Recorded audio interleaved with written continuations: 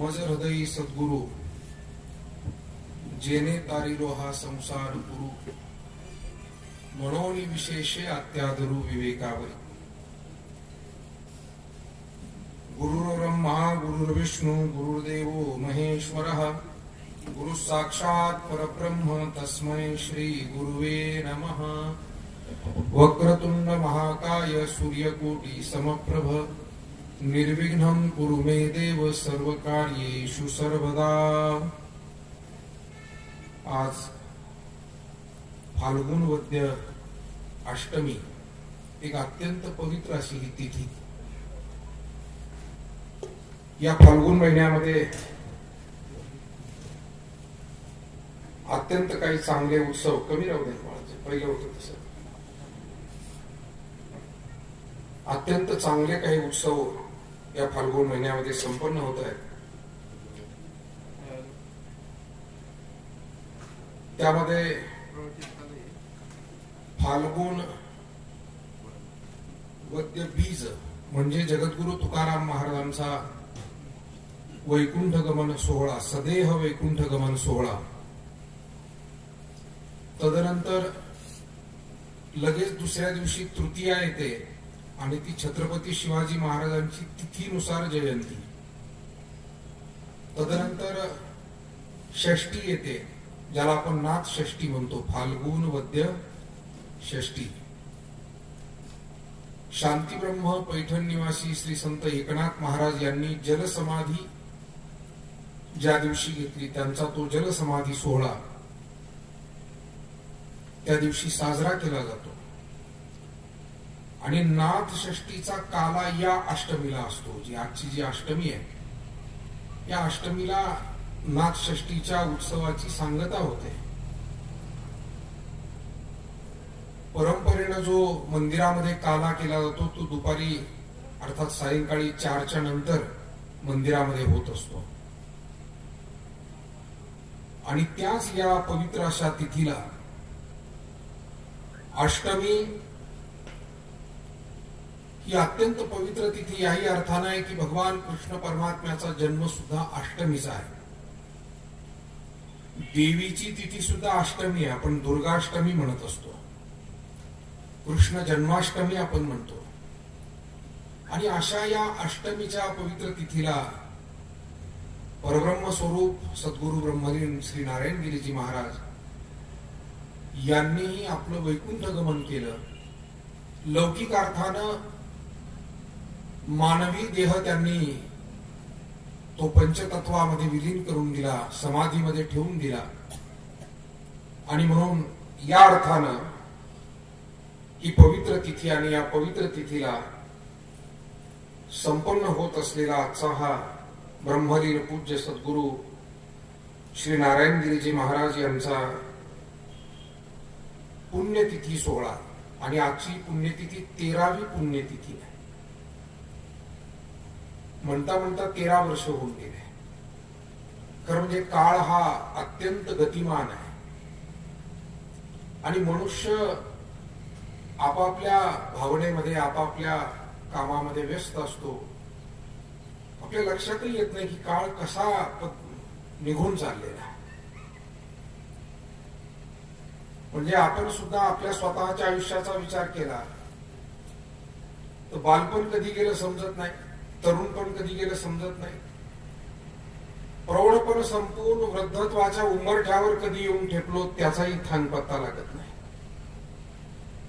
असं म्हणतात की राजा दशरथाच्या कानावरचा केस हा पांढरा झाला आणि एक दिवस स्नानानंतर चंदन तिलक वगैरे करत असताना तो केस आरशामध्ये त्यांना दिसला। जरा कर्णमुळी सांगू आली गोष्टी, मृत्यूची या भेटी जवळ आली। आणि मग त्यांनी त्या दिवसापासून थोडासा विचार सुरू केला, निर्णयच घेतला त्या क्षणापासून की आता आपल्याला निवृत्त व्हायला पाहिजे, आपली जबाबदारी आपल्या मुलांकडे द्यायला पाहिजे। आणि नंतर रामराज्याभिषेकाचं नियोजन वगैरे मग पुढे घडलं। अर्थात मानवी जीवन हे गतिमान आहे. आयुष्य जात आहे पहा काळ जपतसे महा, स्वहिताचा घोर वहा ध्यानी रहा श्रीहरीच्या.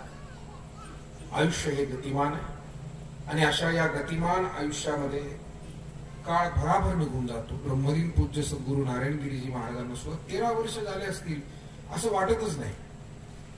सकाळपासून अनेक जण श्रद्धेनं भावभक्तीनं महाराजांच्या पुण्यतिथीचं स्मरण करतायत. सोशल मीडियातून असेल, आपापल्या गावी भजन पूजनातून, कीर्तन अन्नदानातून असेल, आणि मग ध्यानात येतं की 13वी पुण्यतिथी. असं वाटतंय की नाही, आता काल परवा आपण महाराजांच्या सोबतच होतो आणि आताही ते सोबतच आहे असा काही भाव सतत मनामध्ये राहतो. परंतु गोष्ट सत्य आहे की 13 वर्ष पाहता पाहता होऊन गेलेले आहेत आणि त्यांचा हा 13वा पुण्यतिथी सोहळा. साधू महात्म्यांची सद्गुरूंची पुण्यतिथी का साजरी करायची? माऊलींनी त्याचं उत्तर ज्ञानेश्वरीमध्ये दिलं.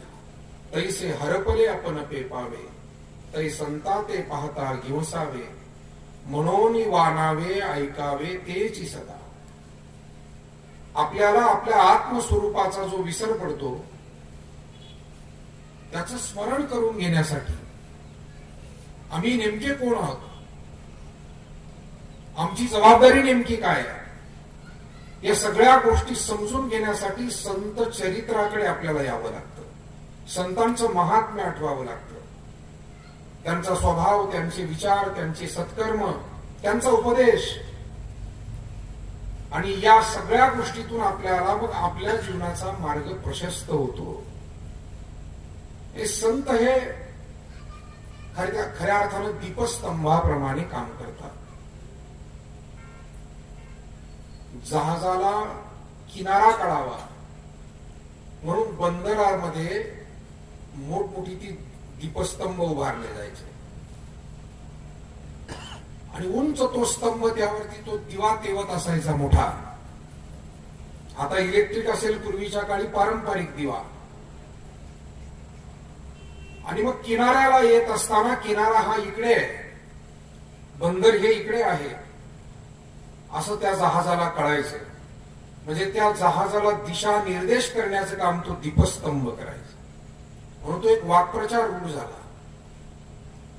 मला वाटतं जीवनाची दिशा आपल्याला दाखवतात ते संत. संत नसतील तर मानवी जीवन हे पशुवत होऊन जाईल. कारण संत काय करतात?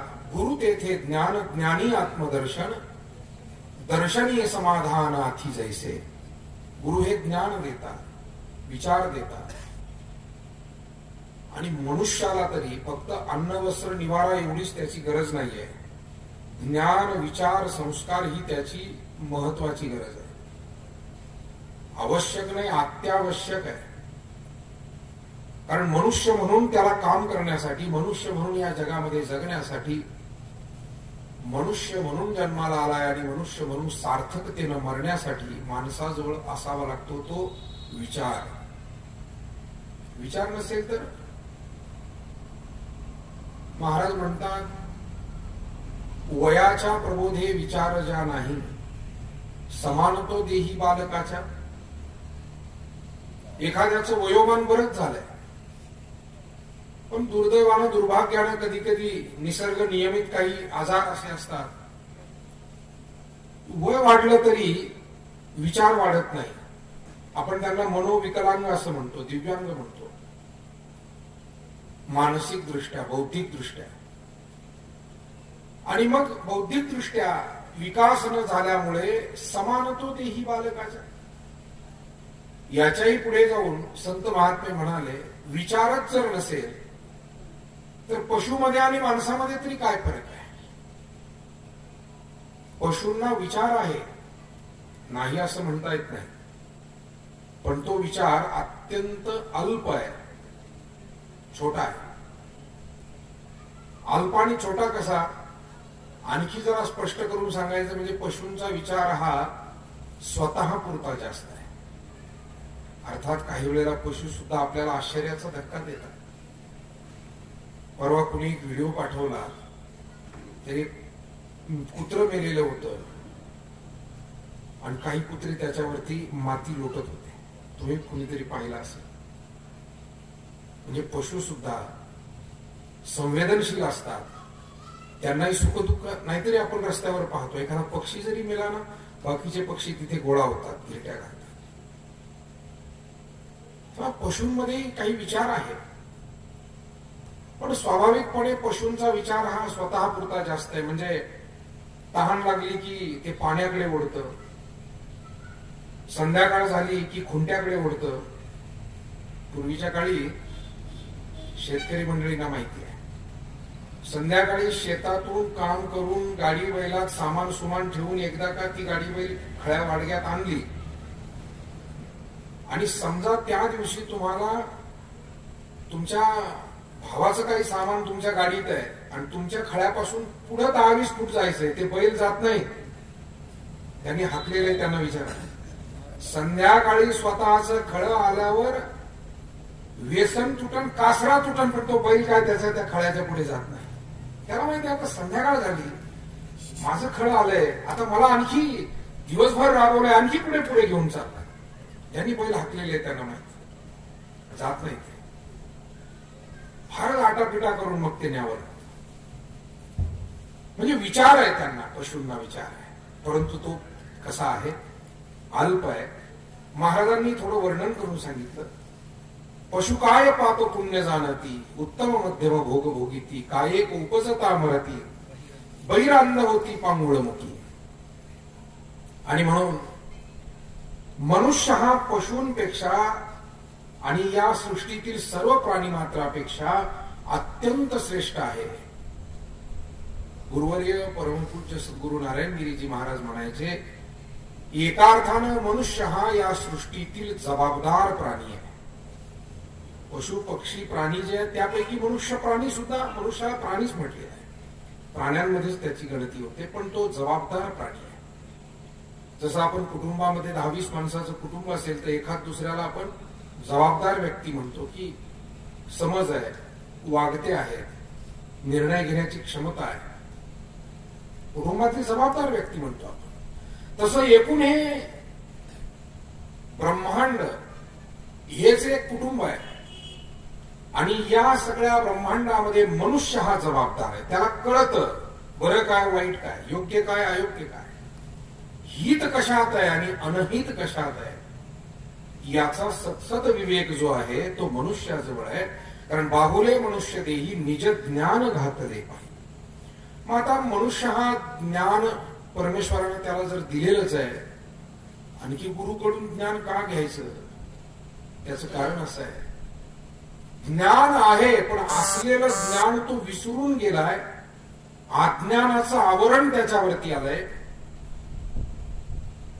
अहंता आणि ममता, अहम ममतेची लवड सवडी, माते न पवतीची बापुडी, जन्म मरणाची दुथडी डहुळी ती ठेली. अहंता आणि ममतेमध्ये हा जीव गुरफटला आणि त्याच्यामुळे आपलं स्वस्वरूप काय, आपण मूळचे कोण, परमात्मा आणि जीवात्म्याचा संबंध काय आणि एकूण हे जीवन कशासाठी मिळालंय याचं सारासार ज्ञान, ब्रह्माविषयीचं ब्रह्मज्ञान, आत्म्याविषयीचं आत्मज्ञान हे तो विसरूनच गेलाय, त्याला विसर पडलाय. आणि मग पडलेला तो जो विसर आहे त्याला पुन्हा त्याचं जर स्मरण करून द्यायचं असेल तर ते काम संत करतात, दुसऱ्या जगामध्ये कोणी करू शकत नाही. तो मायबापू, आपण सध्या आपली थोडी पारमार्थिक जी प्रवृत्ती आपल्या अंतःकरणात काही शिल्लक आहे, याचं श्रेय जर कुणाला जात असेल तर ते या सद्गुरूंना, संतांना आणि एकूण आपल्या या सगळ्या संत परंपरेला आणि गुरु परंपरेला त्याचं श्रेय जातं. जेवढे महात्मे साधू संत झाले यांनी नेहमी सद्विचार समाजाला देण्याचं काम केलं, सत्कर्म करण्याची प्रेरणा दिली. आणि म्हणून या संत परंपरेतील माऊली ज्ञानेश्वर महाराज, जगद्गुरु तुकाराम महाराज, नाथ महाराज, नामदेव महाराज, सावता महाराज, गोरोबा काका, सेना महाराज, संताजी जगनाडे महाराज, नरहरी महाराज, जनाई मुक्ताई किती संत या महाराष्ट्राच्या मातीमध्ये झाले, थोर थोर संत. आणि या सर्व थोर संतांची परंपरा पुढे अत्यंत सक्षमपणानं प्रभावीपणानं चालवण्याचं काम अलीकडच्या काळात ज्या काही संतांनी केलं, म्हणजे जगद्गुरु तुकाराम महाराजांच्या नंतर काही जे प्रभावी मोजके संत झाले, म्हणजे तुकोबारायांना वैकुंठ गमन होऊन त्यांचं 374 वर्ष झाली, हे आपण 2 दिवसापूर्वी बीज साजरी झाली त्यावेळेला समजून घेतलं. 374 वर्षानंतरही काही जे प्रभावी संत झाले, ज्यांना आपण माऊली आणि तुकाराम महाराजांच्या स्वरूपात पाहतो, मग त्यामध्ये सद्गुरु गंगागिरीजी महाराज असतील, सद्गुरु जोग महाराज असतील, महाराष्ट्राच्या विविध भागामध्ये, भारत देशाच्या विविध भागामध्ये असे थोर संत अनेक झाले. आणि या थोर संत मांदियाळीमध्ये जी काही मोजकी संत मंडळी, त्यामध्ये ब्रह्मलीन पूज्य सद्गुरु नारायणगिरीजी महाराज हे सुद्धा साक्षात त्यांना माऊली म्हणावं किंवा साक्षात तुकाराम महाराज म्हणावं असे महान संत आपल्याला आपल्या भाग्यानं लाभले, की जे त्यांच्या आत्मानंदामध्ये रमलेले असायचे. आपण सर्वांनी त्यांचा सहवास केलेला आहे, दर्शन केलेलं आहे, आशीर्वाद घेतलेले आहे. इथं बसलेल्यापैकी कुणी असं नाही की ज्यांनी महाराजांना पाहिलं नाही, जवळून दर्शन घेतलं नाही. आपण सगळेच जण महाराजांचे कृपांकित आहात. आपल्या सर्वांप्रमाणे आम्हालाही जी काही अल्पस्वल्प सेवा सहवास घडला आणि त्याच्यामध्ये जे अनुभवायला मिळालं ते फार दिव्य होतं. खरं तर आपली अल्पमती आणि त्याच्यामुळे आपल्याला ते सगळंच काही कळालं नाही. साधू कळणं कठीण गोष्ट आहे. मुरारी बापू असं एका ठिकाणी म्हणाले की साधूंच्या विचाराने देव कळेल, पण साधू कळायचेच नाही. संतांचा महिमा तो बहुदुर्गम, शाब्दिकाचे काम नाही येथे. बहुदुधड जरी झाली म्हैस गाय, तरी होईल काय कामदेव. आणि म्हणून संतांचं चरित्र हे परमात्म्यापेक्षाही अत्यंत दुर्गम आणि कठीण. वासुदेवम सर्वम इति स महात्मा सुदुर्लभा. हे जगत वासुदेव स्वरूप आहे असा ज्यांना बोध प्रतीती आलेली आहे, दुर्लभ आहे असे महात्मे.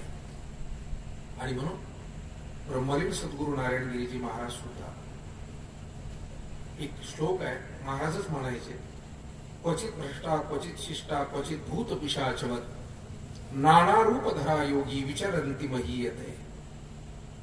संत महात्मे कधी कधी आपली थोरवी कळू नये किंबहुना त्यांच्या त्या लहरीत असतात आणि त्यामुळे आपल्याला असं वाटतं की हे असं का बोलले असते.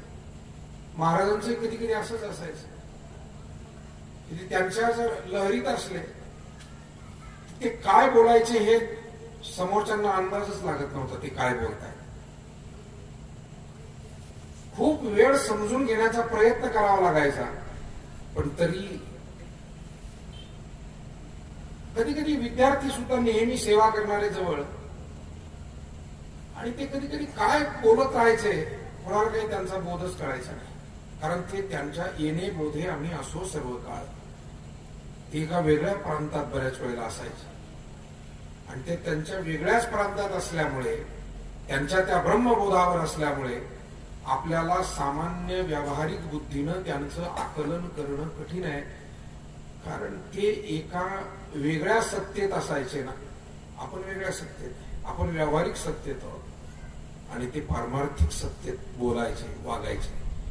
सत्ता भिन्न आहे आणि भिन्न सत्तेमध्ये व्यवहार होत नाही, समान सत्तेत व्यवहार होतो. म्हणजे आमची कीर्तनकार मंडळी परंपरेनं उदाहरण सांगत आली की जसं एखादा चित्रपट आपल्याला चित्रपटावरती दिसतो, म्हणूनच त्याला चित्रपट म्हणायचं बरं का. पट म्हणजे कपडा आणि त्याच्यावरती जे दिसतं ते चित्र. पूर्वी कशाचा चित्रपट होता, पडद्यावर होता ना, आणि म्हणून चित्रपट हा शब्द त्याच्यासाठी आहे. त्या कापडावरती ती चित्र दिसतात. तर ते लंका दहनाचा कार्यक्रम आणि लंका पेटवली, पण ती कुठे पेटवली? चित्रपटात. चित्रपटातली लंका पेटली, पण ज्या कपड्यावरती लंका पेटलेली दिसत होती तो कपडा मात्र जळाला नाही. त्या कपड्यावरती दिसते ना, ते पांढरा शुभ्र कपडा लावलाय. आणि पूर्वीच्या काळी ते रील असायचे आणि मग ते मशीन, ते तिकडं पुढे चित्र दिसायचं. नवीनच चित्रपट यंत्रणा ज्या वेळेला आली, म्हणजे लंका पेटलेली आहे, धडधडून पेटलेली आहे. ते दृश्य दिसतंय, अग्नी तांडव चाललेला आहे. पण कपडा का जळत नाही? कारण ते सत्ता वेगळी आहे. चित्रपट हा भासमान आणि कपडा हा सत्य आहे. तसंच आहे की महात्मे पारमार्थिक सत्तेमध्ये असतात, आपण व्यावहारिक सत्तेत असतो. महाराज जेव्हा जगद्गुरु तुकाराम महाराज वैकुंठाला गेले, ते त्यांच्या पारमार्थिक सत्तेत होते आणि ते लोकांना म्हणत होते, आम्ही जातो अमुच्या गावा, अमुचा राम राम घ्यावा, आजवर होतो तुमचे गावी, आता कृपा असू द्यावी, आता कैचे येणे जाणे, सहज खुंटले बोलणे. असं काही बोलू लागले वेगवेगळे अभंग. लोकांना वाटलं पंढरीला जातात, आळंदीला जातात, मागे द्वारका, काशी वगैरे सगळ्या तीर्थांनाही तुकाराम महाराज जाऊन आले, तसं वैकुंठ एखादं तीर्थ असेल. महाराज म्हणत होते की अरे मी वैकुंठाला निघालोय, रामकृष्ण विठ्ठल बोला तुका जातो वैकुंठाला. लोकांना वाटलं येतील 2-4 दिवसात. म्हणजे त्यांचा तो आध्यात्मिक भाव बोलण्याचा कळालाच नाही. इतरांना कळाला नाही. यात नवल काय? अर्धांगिनी जिजाई, त्यांना आवली म्हणायचे महाराज प्रेमाने. एवढे कडक स्वभावाच्या जिजाबाई होत्या, पण तुकाराम महाराजांनी त्यांच्या त्या बोलण्याचा कधी अनादर केला नाही, कारण महाराजांना माहित होतं आपलं दुर्लक्ष आहे प्रपंचाकडे. मग हिला त्रास होतो हे सगळं सांभाळताना. मग 2 शब्द बोलली तर बिघडलं कुठे? मला वाटतं याला तारतम्य म्हणतात. याला काय म्हणतात?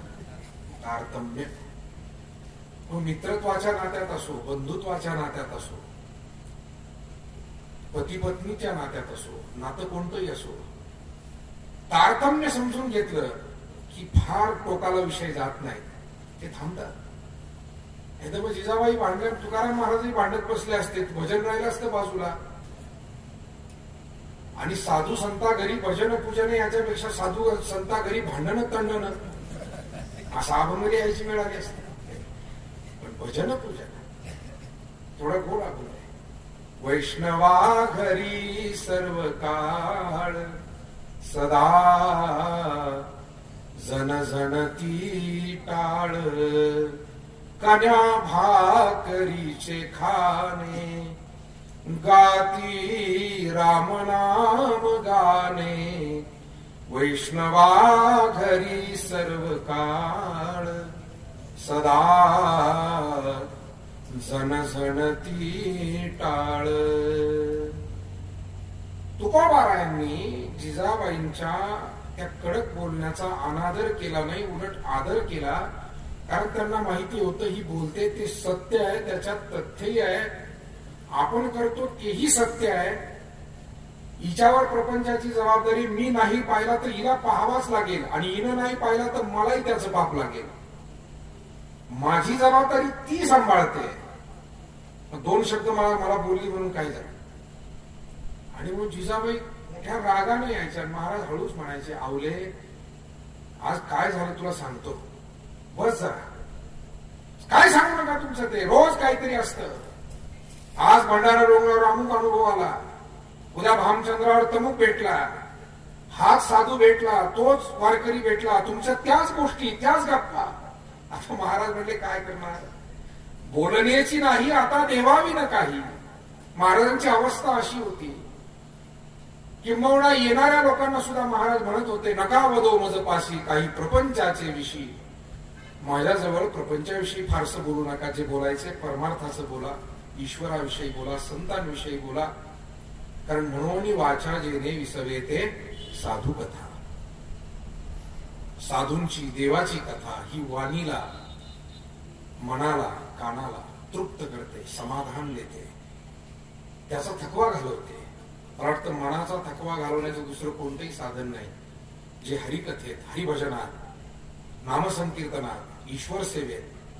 आणि म्हणून तुकाराम महाराज त्यांच्या बोधावर असायचे. त्याच्यामुळे जिजाबाईलाही म्हणाले, जेव्हा जायचं होतं ना वैकुंठाला, आवले आता बीज जवळ आली, देव आलेला आहे, दशमीपासून येऊन थांबलेत देव.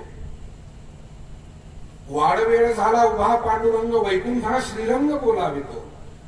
देहू मध्ये परमात्मा दशमीला आले होते आणि तेव्हापासून तुकाराम महाराजांना सारखं म्हणत होते, महाराज आता निघा, आपल्याला जावं लागेल. महाराज म्हणले जायचं तर खरंच आहे, पण जाता आता या सगळ्यांनी खूप प्रेम दिलं, सहकार्य केलं, मला निदान त्यांना भेटलं तर पाहिजे, शेवटची गाठभेट घेऊन तर निघालं पाहिजे. संतांचा हा अधिकार आहे की ते शेवटची भेट घेऊ शकतात आणि त्यांना शेवटचं जाण्याचं वेळ काळ माहिती असते. ब्रह्मलीन पूज्य सद्गुरू नारायणगिरीजी महाराजांनी सुद्धा काही संकेत दिले होते त्यांच्या जाण्याचे, पण ते समजले नाही. मी अगोदर म्हणालो आपली अल्पमती आहे, आपल्याला ते उमजत नाही, ते समजत नाही. महाराजांचं वैकुंठ गमन होण्यापूर्वी 5-6 दिवस अगोदर नेवाशाला ते येऊन गेले. तुकाराम बीजेचा कार्यक्रम चालू होता, सप्ताह, आणि महाराज आजच्या अष्टमीला गेलेत ना, बीजेनंतर 4 ते 5 दिवसांनी गेले, आणि बीजेच्या आधी 2 दिवस नेवाशाला आले होते. अमावस्या होती, चतुर्दशी किंवा अमावस्या, आणि अचानकपणे श्रीरामपुरातून फोन आला. गाडीतल्या विद्यार्थ्याला सांगितलं, अरे त्या नेवासकरला फोन लावा, आपल्याला तिकडनं जायचं होतं गंगापूरला कार्यक्रमाला. गंगापूर तालुक्यात वडगाव नावाचं गाव होतं, तिथे मूर्तीची स्थापना होती.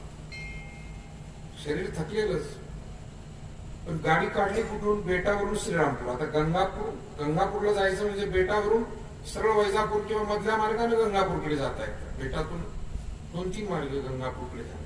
गाडी काढली श्रीराम. बरं, त्यांनी एकदा आज्ञा केली की मग काही पुढे कोणी बोलायचं नाही. त्यांनी जर सांगितलं हीच पूर्व दिशा आहे, तिलाच पूर्व म्हणायचं, त्याच्यात काही अवांतर नाही.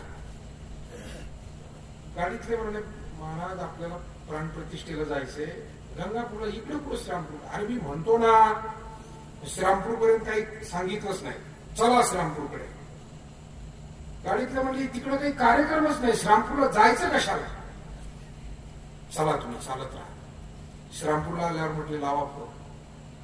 लग्न तिथी होती आणि नेवासा फाट्यावर एका लग्नाला पिंपळवाडीचं एक लग्न आलेलं होतं. रामानंदगिरी महाराज आणि आम्ही दोघांशी शेजारीच बसलेलो होतो. महाराजांचा फोन आला. मी त्यांना म्हटलं महाराज येत आहेत तुकाराम महाराज मंदिरात आपल्या नेवासा. लग्न लागायचं बाकी होतं. आम्ही दोघांनी संयोजकाची परवानगी घेतली. रामानंदगिरी महाराजांनी दोघही नेवाशात आलो आणि मग आल्यानंतर दुपारची वेळ होती, साधारण 12-12:30 वाजलेले होते. कडक ऊन होतं खूप. महाराजांनी आल्यानंतर तुकाराम महाराजांचं दर्शन केलं आणि मग नवीन मूर्ती बसवायची होती त्या वर्षी आम्हाला, कारण तुकाराम महाराजांच्या जुन्या मूर्तीचा हात तुटला होता, म्हणून जयपूरवरून नवीन मूर्ती आणली होती. रेल्वेनं जाऊन ती मूर्ती आणलेली होती आणि ती नवीन बसवायची. मग महाराजांना म्हटलं आता उद्या भास्करगिरी महाराज येणार आहेत, त्यांच्या हातानं बसायचं ठरवलंय, तुमची तब्येत बरी नव्हती, पण योगायोग तुम्ही आले, एक नारळ या मूर्तीला फोडून पूजा करा, काय हरकत नाही म्हणे. मूर्तीला हार घातला, हळदी कुंकू वाहिलं, नारळ फोडताना म्हणाले पुंडलिक वरदा केली, पंढरीनाथ महाराज की जय, ज्ञानेश्वर महाराज की जय, तुकाराम महाराज की जय, गंगागिरी महाराज की जय. आणि खुद्द नारायणगिरी महाराजच नारळ फोडत होते. महाराज जोराने म्हणाले नारायणगिरी महाराज की जय. हा तो प्रसंग आजही नजरेसमोर जसाच्या तसा. कळलंच नाही त्यावेळी, असं वाटलं की गडबडीत म्हटले असते, पण त्याच्यानंतर ते खरोखर 5 दिवसानं गेले वैकुंठाला. स्वतःच्या नावाचा जय जयकार का केला असेल महाराजांनी, हा विचारच मनामध्ये आला नाही. घडलं. आम्ही आपले महाराजांचा हात धरला, त्यांना आसनावरती आणून बसवलं. दुपारची वेळ होती, ज्यूस वगैरे करायचं का असं काहीतरी आमचं सगळ्यांचं चाललं होतं. महाराज म्हणले नको, ते ज्यूस म्हणजे काय. महाराजांचं फार बारीक असायचं लक्ष. ते म्हणायचे कसलेही फळं त्याच्यात रगडतात, घाल घुसळ करतात म्हणे. काय रगडलं काय कळतं म्हणे आपल्याला, त्याच्यात काय रगडून आणलंय, बरं फळ होतं का वाईट होतं, चांगलं होतं का सडलेलं होतं, ऍड म्हणे ते ज्यूस नको. ऊन होतं, चहा करा. त्यांना चहा आवडायचा, कॉफी नव्हते घेत, चहाच घ्यायचे. चहा करायला लावला एवढ्या उन्हात, चहा घेतला.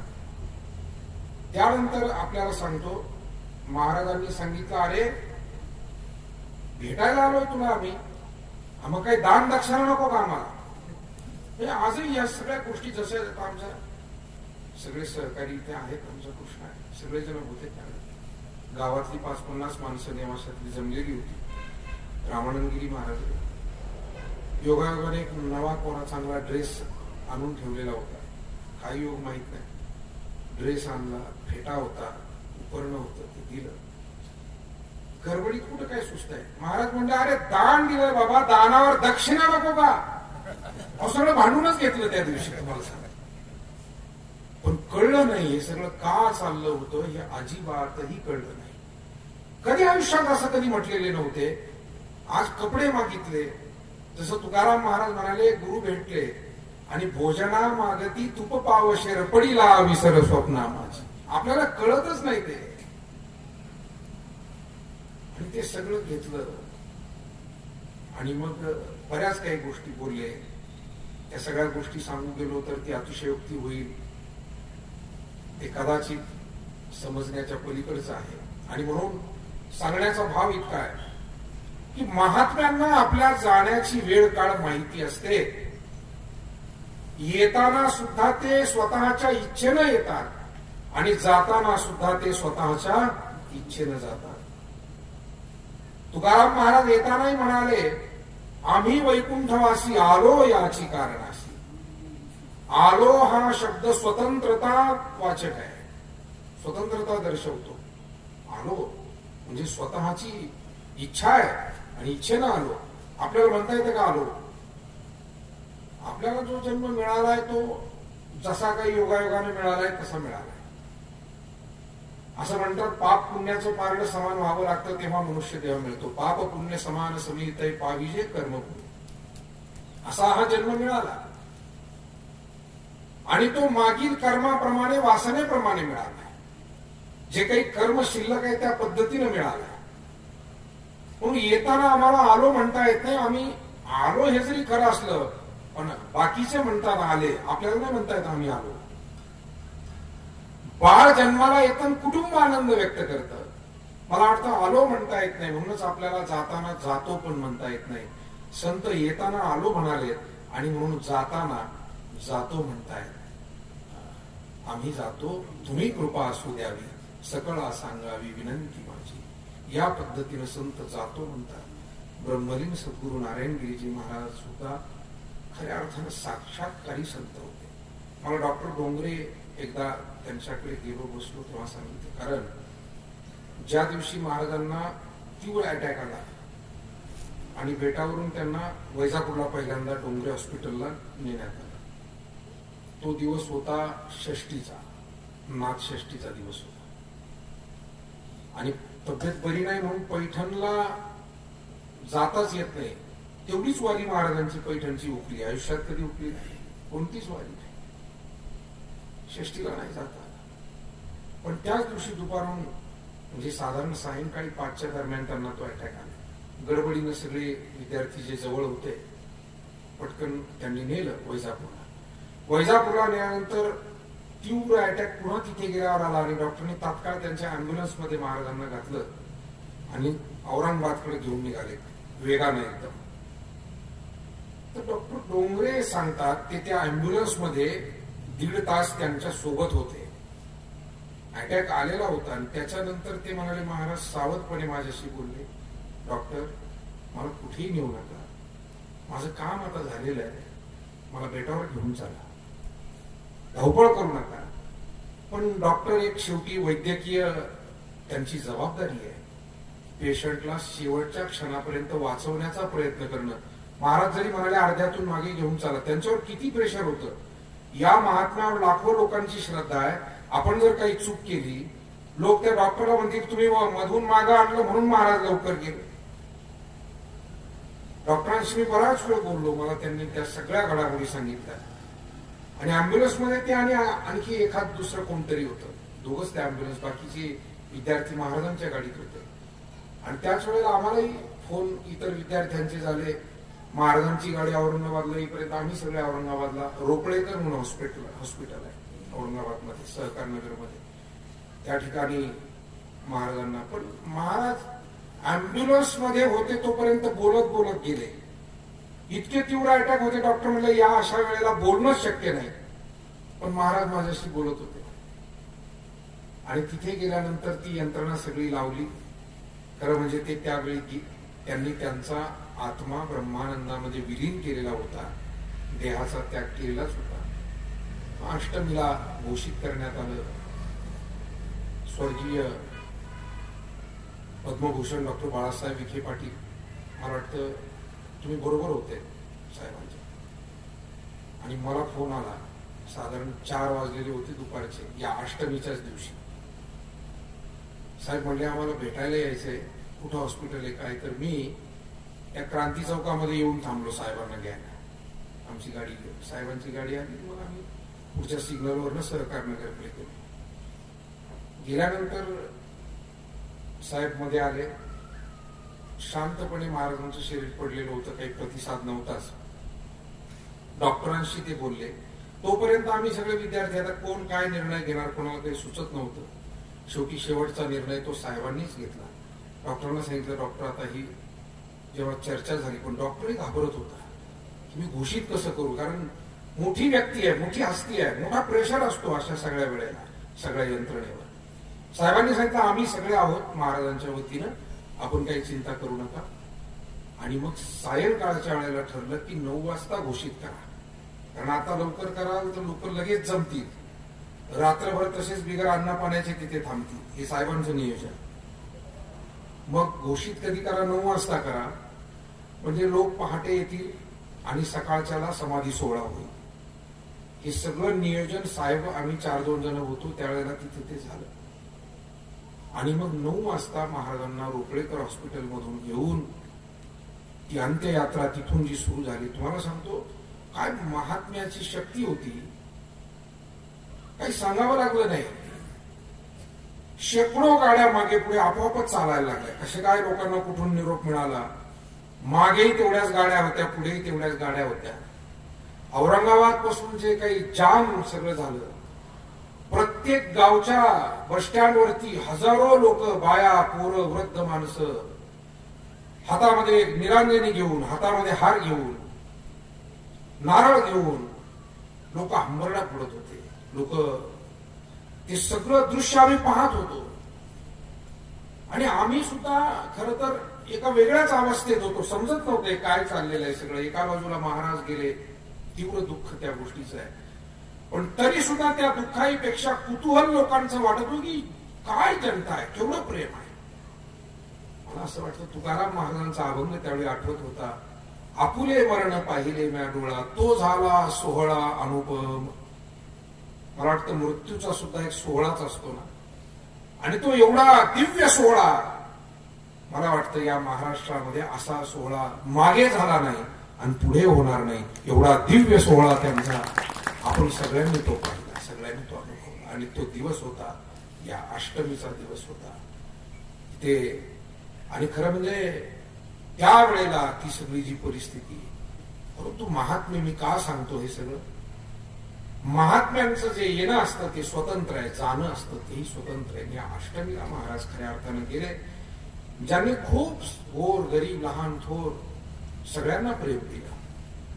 ज्यांनी महाराजांचं, मी आपल्याला एक महत्वाची गोष्ट आज सांगतो की तुम्ही जर मला विचारलं की महाराजांचं सर्वात जास्त प्रेम कोणावर होतं, तर मला जे स्वतःला अल्पबुद्धीनं कळालंय, महाराजांचं सर्वात जास्त प्रेम भजनी मंडळावर होतं.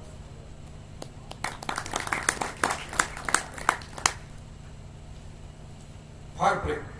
म्हणजे जर भजनी मंडळीला राहायला जागा मिळाली नाही तर तोपर्यंत महाराज झोपत नव्हते. जर सप्ताहामध्ये गावोगावची भजनी मंडळ यायची आणि एखाद्या गावच्या भजनी मंडळीला जर अजून खोली मिळाली नाही, रात्री 2 वाजेपर्यंत त्यांना खोली मिळाली हा निरोप येईपर्यंत महाराज झोपत. हे जवळून आम्ही सगळ्यांनी पाहिलं. भयंकर प्रेम, म्हणजे सर्वात जास्त प्रेम भजनी मंडळीवर आणि त्यानंतर सर्वावर. पण मी आपल्याला ही गोष्ट ठामपणे सांगू शकतो, भयंकर प्रेम. आणि महाराजांना भजन हे फार प्रिय. जागर ज्यावेळेला असायचं ना बेटामध्ये, तर भजनी मंडळीला वाटायचं आता महाराज थकले, झोपले. आणि मग सकाळी पंगत असायची. तर जागरची पद्धती कशी होती, रात्रभर जागर, सूर्योदयापर्यंत काकड आरती करून मगच सांगता, अशी जागरची पद्धती. आता रात्रभराचे जागर फार कमी झाले, कारण काळमान जसजसा पुढे जातोय सगळीच क्षमता कमी होत चालली. पण रात्रभर जागर असायचा आणि सकाळी पंगत बसवायला महाराज यायचे. 9:30-10 वाजता पंगत बसायची द्वादशीची. स्वयंपाक म्हणजे ज्या गावची पंगत त्या गावचे 4-2 ट्रॅक्टर आलेले असायचे. त्याच्यापूर्वी बैलगाडी नाही यायची. त्याच गावचं सगळं सीधा पाणी असायचा, भजनी मंडळ असायचं, तुमच्यासारखे प्रमुख माणसं असायची, गावातल्या माता भगिनी असायच्या, त्यांनीच तो स्वयंपाक करायचा. मोठा आनंद सोहळा. आणि सकाळी पंगत बसून द्यायला महाराज आले, ते म्हणायचे, अरे भजनी मंडळ कुठं बसलं, हे या बाजूने बसले तेव्हा. अरे तो तमका अभंग कोण म्हटलं रे रात्री, आणि ती किती वाजता, 2:30 वाजता, 3 वाजता. अरे तो त्या अभंगातला तो शब्द तसा नाहीये, तो असा म्हणायचा. म्हणजे त्यांना भजनाशिवाय दुसरं काही आवडत नव्हतं.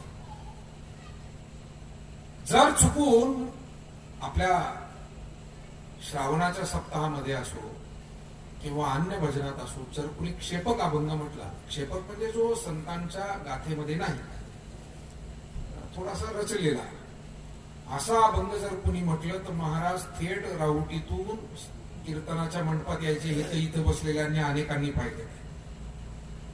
कीर्तनाच्या मंडपात येऊन रागवायचे नाही, समजून सांगायचे. अरे बाबांनो, मनाच्या रचना जर भजनात म्हणाल तर तुम्हाला तालासुराचा आनंद मिळेल, पण पुण्य होणार नाही, ते म्हणायचे. संतांचे शब्द हे पुण्यकारक आहे आणि परिवर्तनाला कारण आहे. मनाच्या रचनेनी परिवर्तन होणार नाही, करमणूक होईल म्हणायचे. मनाच्या ज्या रचना आहे, मग काही मनाच्याच गवळणी, काही मनाचेच अभंग, करमणूक होईल. पण माऊलींचे अभंग जर तुम्ही म्हणाल, तुकोबारायांचे अभंग म्हणाल, नामदेव महाराजांचे म्हणाल, सकल संतांचे अभंग म्हणाल, तर त्याच्यातून तुम्हाला पुण्यही होईल आणि तुमच्या अंतःकरणाचं हळूहळू परिवर्तनही होईल. म्हणून क्षेपक अभंग, क्षेपकचा अर्थ गाथेच्या बाहेरचे, मनाच्या रचना, त्याला क्षेपक म्हणतात. तर क्षेपक अभंग म्हणत जाऊ नका, अशी सूचना त्या मंडपात येऊन करायची. तेव्हा हा त्यांचा सगळा स्वभाव होता. गोरगरीब माणसाविषयी प्रचंड आस्था, भोळ्या बाबड्या माणसाविषयी तर त्याच्याही पेक्षा कमालीची आस्था. म्हणजे शहाण्या माणसाला वेळ द्यायची नाही, एवढा जादा कधी कधी भोळ्या माणसाला वेळ द्यायचा. आता काय सांगायचं, गमती जमती. एक जण तर असा भोळा आला एक दिवस सकाळी महाराजांना. तो म्हटलं, काय बाबा काय चाललं. इथून तर त्यांनी बोलायला सुरुवात केली महाराजांशी. आता त्यांच्याशी बोलायला भले भले घाबरायचे, आणि ते बोलत होतं विचार. आणि त्यानं, बाबा काय चाललंय. महाराज म्हणले, काय नाही भाऊ, आता हे काय आंघोळ करायची. महाराजांच्या लक्षात आलं बिचारा बोला. महाराज त्या ओट्यावर बसायचे. त्यांच्या खोलीच्या उरीच्या बाहेर जो ओटा होता, आणि लाकडी खांब होता छोटा, काही नाही, खाली आसन नाही, काही नाही, काही डामडौल नावाचा प्रकारच नाही. तुम्हाला सांग, काहीच नाही, जसं असेल तसं. भूमी हेच आसन, दिशा हेच वस्त्र, अशी अवस्था असायची. आणि त्याच्यामुळे तो माणूस, महाराज त्या ओट्यावर बसायचे, तर सगळेजण आपण त्या ओट्याचं दर्शन करायचे. तिथे कधी कुणी बसत नव्हतं. पण तो असा भोळा होता, त्याने टुणकून उडी मारली महाराजांच्या पुढे, त्याच ओट्यावर बसला. ती भिंत होती, जाड भिंत, ओटा म्हणजे ती भिंत होती अशी, आणि त्याच्यावर बसला तो. महाराजांनी पोरांना हाक मारली, हे पोरा.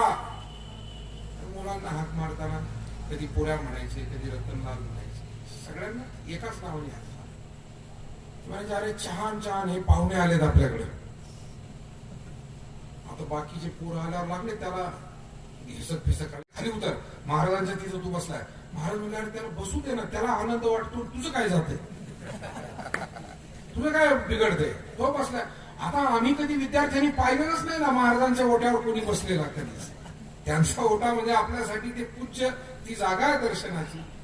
महाराजांनी त्या बोळ्या माणसाला अर्धा पाऊण तास तिथंच बसू दिला, त्याला चहा पाजला, ते चहा पिले आणि त्याला एक विचारलं की ते भलतच बोलायचं. आता त्याचं काय डोक्यात जागेवर नव्हतं त्याचे लोक.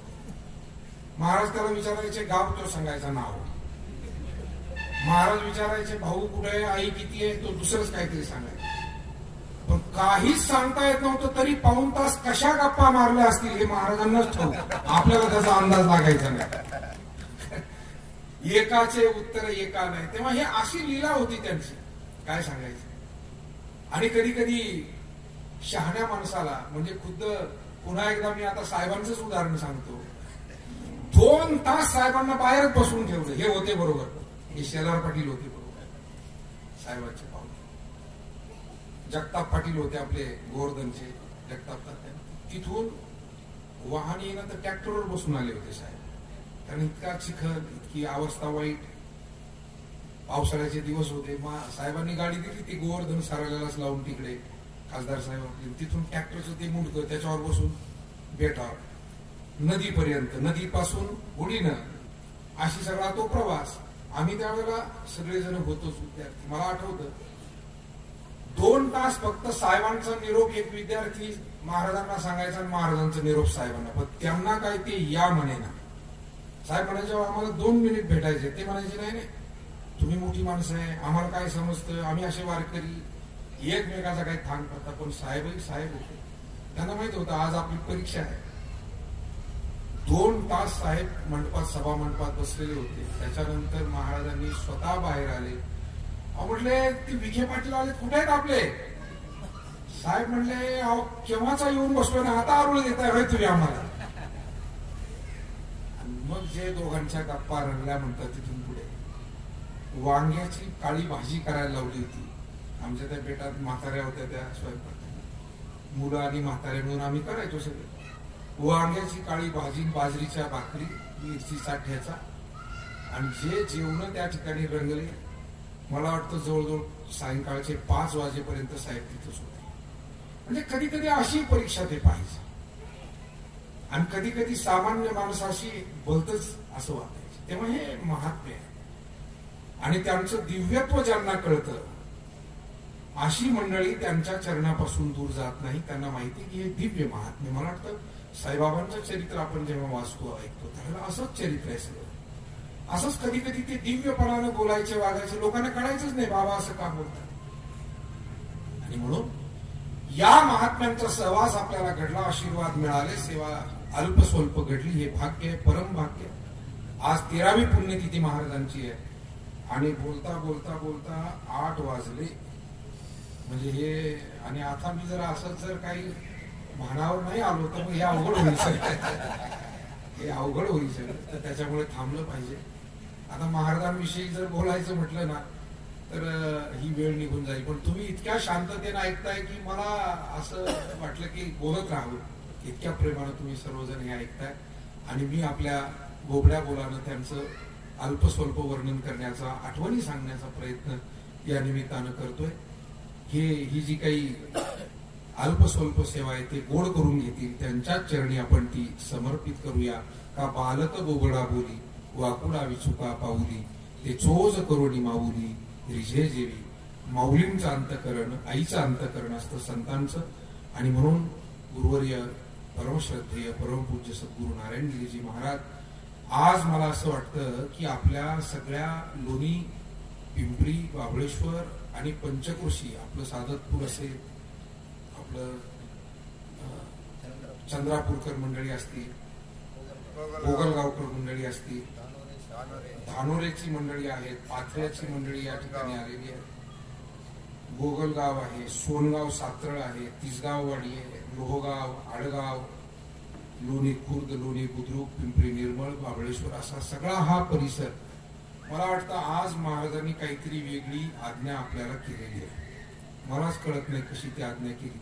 काल संध्याकाळी अचानकपणे काय त्यांनी सुचवलं, मी अचानक धवणे महाराजांना फोन केला, भारत महाराजांना, परशुराम महाराजांना केला, अनिल भाऊ विखे पाटील यांना केला, 2-4 जणांना म्हटलं उद्या जर आपण छोटीशी दिंडी काढली, असं डोक्यात येतंय, म्हणजे महाराज काहीतरी सुचवतायत आणि ते केलं तर बरं होईल. कस अतिशय उशिरा सायंकाळी आणि अगदी सहजपणे ठरलं. तदनंतर रात्रीचा फक्त एक मेसेज टाकला सगळ्यांना, थोडेफार एकमेकाला फोन झाले आणि इतक्या मोठ्या संख्येनं आपल्या राहता तालुक्यासह राहुरी तालुका, कोपरगाव तालुका, श्रीरामपूर तालुका, संगमनेर तालुका, अगदी दूर दूरवरून मंडळी या ठिकाणी आपण उपस्थित झालात. राहुरी तालुक्यातून नेहमीच आपल्या परिवाराचे ज्येष्ठ मार्गदर्शक सुरसिंग पाटील पवार असतील आणि आपल्या भागातील सगळी मान्यवर मंडळी, विशेष करून भारतजी महाराज धावणे, गोरक्षनाथजी महाराज देठे, त्याचप्रमाणे परशुराम महाराज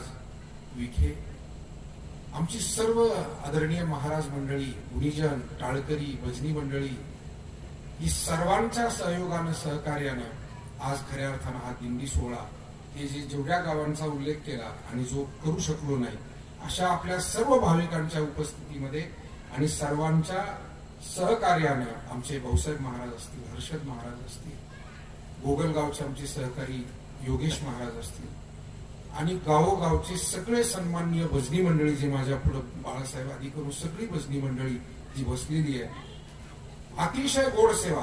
एकुलकेकर मंडळी या ठिकाणी भवर पाटील आणि गाडवे पाटील आदी करून एकुलख्याची मंडळी सुद्धा आहेत. विशेष करून वांजळपुई या ठिकाणाहून पोसर भाऊसाहेब, गणेशरावजी, सरपंच आमचे सगळी मंडळी या ठिकाणी हजर आहे. तेव्हा आपल्या सर्वांच्या उपस्थितीमध्ये हा सोहळा संपन्न झाला. देवळाली प्रवरा येथून डॉक्टर मुसमाडे साहेब असतील, राजुरी येथून निर्मळ साहेब असतील, आदरणीय शिंदे सर, सरालकर सर असतील, पांडे महाराजांनी खूप लवकर येऊन, अशोकराव आणि त्यांनी लवकर आले, सगळं दिंडीचं नियोजन करण्यामध्ये आमच्या लोणीकरांना, सगळ्या कार्यकर्त्यांना खूप बहुमोल मोलाची मदत केली.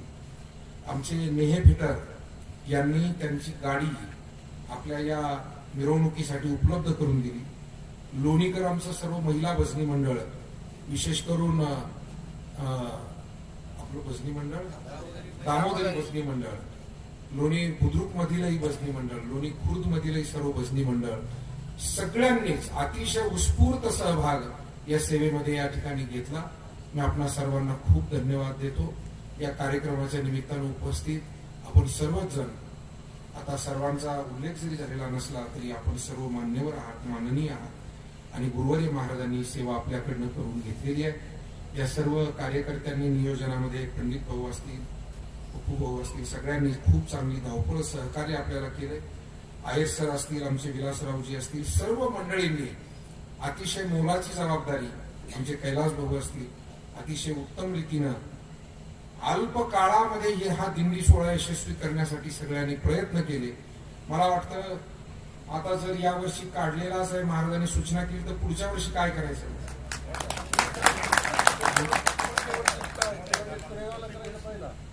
नाही नाही, सुरेगाव नाही करू ना. बरोबर आहे, करू ना आपण. एक दिवस मागं पुढं करू, एक दिवस इथं करू, एक दिवस तिथं करू. पुण्यतिथी काय आपल्याला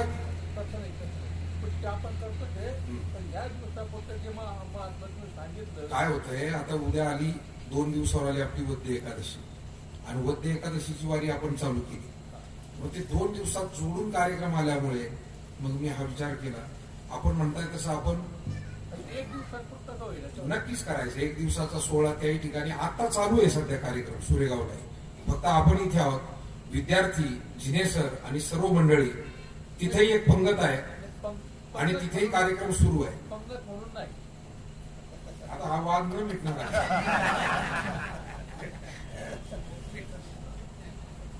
या कार्यक्रमाच्या निमित्तानं या ठिकाणी समोर बसलेले आदरणीय प्रमोदजी राहणे साहेब मागे बसलेत. मी थोडं विस्मरण झालं, परंतु तेही आवर्जून या ठिकाणी उपस्थित आहे.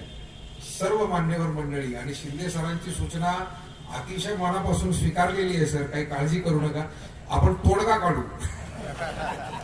नक्की काढू. सकाळी तिकडे संध्याकाळी बाबांनी अष्टमीचा आशीर्वाद लोणीकरांना दिलाय.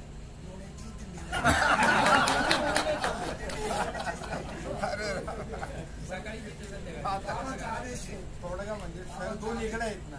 नाही, आपण हे म्हणतात ते खरंय, आपल्याला सकाळी तिथे करता येईल आणि संध्याकाळी इथे निघाला तोडगा, काय हरकत नाही. सकाळी आपला कार्यक्रम तिथे करू, शिंदे सर आम्ही सगळेजण तिथून तो कार्यक्रम करून इथे येऊ आणि 4ला आपली दिंडी सोहळा इथे होईल. म्हणजे आंधळा मागतो एक आणि ते म्हणतो दोन. आता आणखी काय पाहिजे आपल्याला देवा. धन्यवाद. आमच्या सगळ्या उपस्थित महिला भगिनी असतील, उपस्थित सर्व आपण वडीलधारी मंडळी, तरुण बांधव, सगळे भजनी मंडळी, विशेष करून भजनी मंडळींचं टाळ्या वाजून एकदा आपण अभिनंदन करूया. आमचे रंगनाथ पाटील दिघे असतील, दिघे आप्पा, सगळी मंडळी खूप प्रेमानं, ऋषीभाऊ आंत्रे असतील, खूप सगळी मंडळी या ठिकाणी प्रेमानं उपस्थित आहे. आदरणीय यनगे सर असतील, सगळेच मंडळी, मी सर्वांनाच लाख लाख धन्यवाद या ठिकाणी देतो. ज्ञानेश्वर पाटील विखे असतील, सर्वांच्या सहभागानं, सहकार्यानं अतिशय उत्तम रीतीनं आजचा हा जो सोहळा आहे हा पार पडलेला आहे. आमच्या लोणी भजनी मंडळाचे मुख्य मार्गदर्शक सुर्वे सर असतील, भजनी मंडळातील आणि मगाशी ज्यांचा मी उल्लेख केला ते आमचे सन्मान्य सहकारी अनिलरावजी विखे पाटील असतील, सर्वांच्या सहकार्यानं हा कार्यक्रम संपन्न झालाय. तेव्हा आता यानंतर आपण महाप्रसाद घेऊन जावा एवढीच या निमित्तानं विनंती करतो. मज हृदयी सद्गुरु जेने तारिलो हा संसार पुरू, मनोनी विशेष अत्यादरू विवेकावरी. कुंडलिक वरदा हरी विठ्ठल श्री ज्ञानदेव तुकाराम पंढरीनाथ भगवान.